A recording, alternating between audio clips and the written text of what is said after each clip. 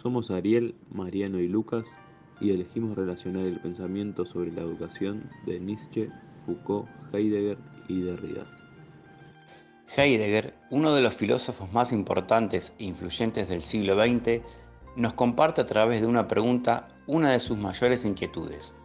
¿Qué significa pensar? Para Heidegger, pensar solo acontece como aprendizaje, porque el pensar mismo está siempre de camino hacia el pensar. Cuando nos preguntamos ¿qué significa pensar?, no se trata solo de saber qué se requiere para realizar correctamente el pensamiento, sino de demostrarse a aquello que lleva al ser humano imperativamente a pensar. Otra de las preguntas es la siguiente: ¿desde dónde llama este mandato a pensar y en qué manera llega esta llamada de la esencia humana, partiendo de la constatación de que lo que más merece pensarse en nuestro tiempo problemático es el hecho de que no pensamos? Pensamiento educativo de Nietzsche. Fue un filósofo alemán nacido en el año 1884. Consideraba la educación como un elemento cultural que repercute indudablemente en la vida del hombre. Queremos recordar que para Nietzsche la educación era elitista, una educación aristocrática, que su finalidad era la conservación y el aumento del poder. Consideraba la educación como un medio en el cual se educa al más fuerte, al superhombre, que es aquel que puede transmutar los valores que existen. Por eso el educador y el educando deben ser hombres fuertes, ya que se educa desde la desvalorización de los valores que existen en la sociedad, estos mismos que favorecen el desarrollo del ser humano. El papel del educador es muy importante para el filósofo, ya que ayuda al hombre a dejar de ser débil para convertirse en un superhombre. Compara al docente con un amigo, para que colabore en el desarrollo del educando, ya que Nietzsche considera que la amistad es una extensión del amor, un valor que permite el desarrollo del otro, que lo ayuda a convertirlo en persona y alcanzar el ideal supremo, que es el ideal del conocimiento. Aquí la importancia del docente, de la responsabilidad que tiene en ser partícipe de la evolución del ser humano. Es por eso que Nietzsche critica los métodos educativos que existen. Para él no son una herramienta que permita la evolución del hombre. No ve en la educación algo favorecedor para el hombre, al contrario, considera que más que beneficiarlo lo perjudica. Lo ve como una especie de domesticación y sometimiento, ya que considera que lo que aplica en uno también debe aplicar en otro, es decir, una nivelación en la que todos sean iguales. Y esto no es así, ya que todos los hombres son diferentes entre sí. Pensaba que esta educación pierde su valor, ya que condiciona al hombre a olvidarse de sus propios deseos y necesidades, para seguir y cumplir las necesidades morales del rebaño. Eso hace débil al hombre.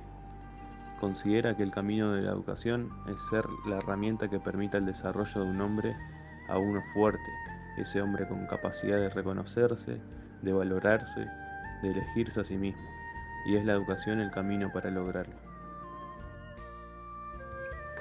Reflexiones sobre la educación desde la perspectiva de Michel Foucault.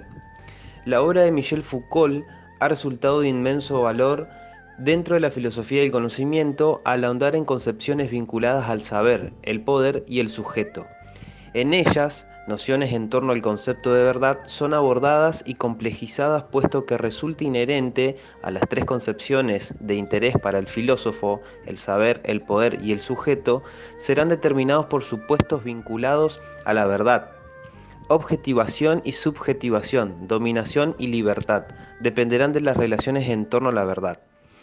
En el orden del discurso de 1970 de Michel Foucault, logra plasmar una concepción de la verdad vinculada al orden del lenguaje, al lenguaje como símbolo que actúa sobre la realidad determinándola, ya que el discurso está en el orden de las leyes, y conforma prácticas que conforman los objetos a los que se refiere.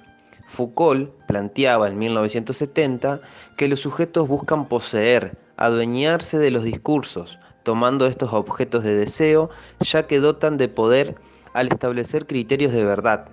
Según este autor, los criterios de verdad aparecen revestidos de procedimientos de exclusión instaurados coactivamente de las instituciones. Para él, la voluntad de verdad, como los otros sistemas de exclusión, se apoya en una base institucional. está a la vez reforzada y acompañada por una densa serie de prácticas como la pedagogía, el sistema de libros, la edición, las bibliotecas, las sociedades de sabios de antaño, los laboratorios actuales, y es acompañada por la forma que tiene el saber de ponerse en práctica en una sociedad, en la forma que es valorado, distribuido, repartido y en cierta forma también atribuido. La educación en sí, los sistemas de educación, son una forma política de mantener o de modificar la adecuación de los discursos con los saberes y los poderes de voluntad. Ante el fenómeno de la educación, el filósofo argelino francés Jacques Derrida acude a la deconstrucción, proponiendo la crítica y el análisis de los conceptos en los que se ancla la educación posmoderna, sin dejar de lado la historiografía de la educación. El filósofo deja ver su esperanza en la educación como camino a la liberación, la creatividad, la creación y recreación constante de la realidad y, en particular, de la realidad moral de las sociedades posmodernas. Derrida no se queda solo en la forma en que leemos o abordamos un texto, sino que interviene en una parte medular del proceso educativo, el docente. La docencia actual presenta una fuerte tendencia a la repetición como forma de transmitir información. Para ella, el cuestionamiento que elabora el filósofo a la idea del docente como repetidor que minimiza su acción de generar pensamiento propio, de producir conocimiento o nuevas interpretaciones de los fenómenos a través de la investigación. Sostenía que la escuela debería ser el lugar en el que nada esté a resguardo de ser cuestionado, que la mente se dispara con preguntas, no con afirmaciones. Eso, preguntar, es lo que debería conducir el día a día en la escuela, y así la acción de preguntar se transformaría en un hábito. A modo de conclusión, queremos destacar que todos los aportes de estos filósofos nos parecen interesantes. Creemos en la crítica y en el repensarnos desde nuestro rol o futuro rol para generar un cambio positivo dentro de la corriente educativa, pero sobre todo ayudar a desarrollar el aspecto crítico en nuestros futuros alumnos mediante estrategias, y una de ellas puede ser utilizar los grandes aportes de estos 4 pensadores.